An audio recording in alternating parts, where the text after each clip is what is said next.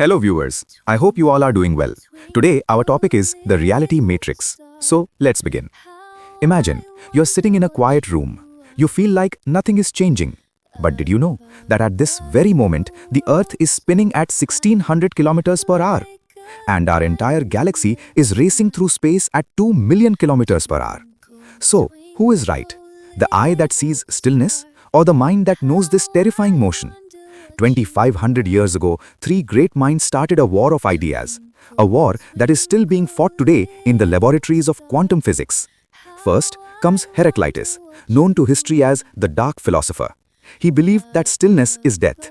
He said, Panta re, everything flows.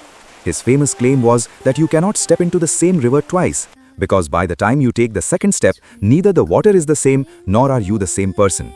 For him, conflict and change are the engines of the universe. If change stops, existence ends.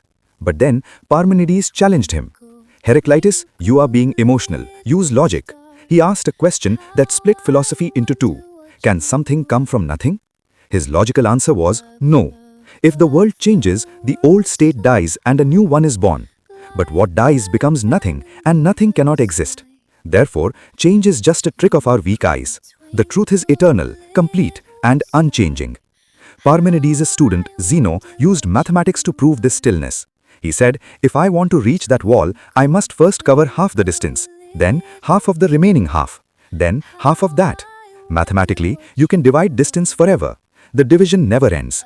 So, how do we ever reach anywhere? Zeno claimed motion is an illusion. It is impossible.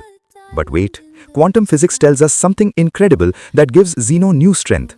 Science says the world that feels solid is actually 99.99% empty space.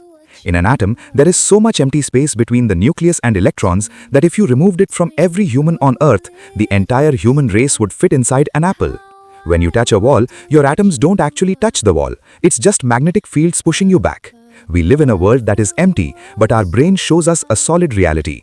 Zeno was right. Motion and solidity are just stories made up by the mind. To solve this puzzle, we look east to the philosopher from ancient India, Nagarjuna. 600 years later, Nagarjuna arrived. He said, motion and stillness are dependent on each other. If motion had its own independent existence, it wouldn't need stillness. You can only recognize motion if something else is still. Just like the color white only has meaning because black exists. Everything is connected, dependent origination. Just like a video on your screen is made of thousands of still photos moving fast. If you stop the frames, that is Parmenides' stillness. If you play them, that is Heraclitus' flow. Does this mean we are part of a digital simulation or a cosmic movie? So my friends, who does modern science support?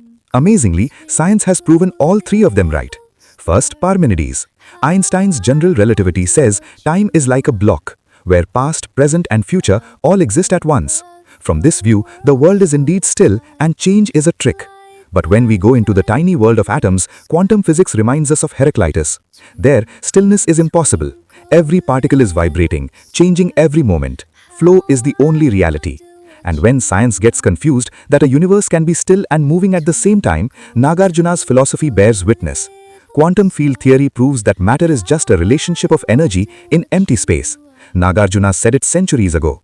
Things have no essence of their own, they only exist in relation to each other. So, the decision is in your hands. Do you believe you are a frozen moment that never changes? Or are you a wave of time, new in every second? Or are you the Sunyata, the zero state where stillness and flow meet in a grand dance? The matrix of the universe is before you. Which side do you stand on? Tell us in the comments. We will meet in the next video. Goodbye.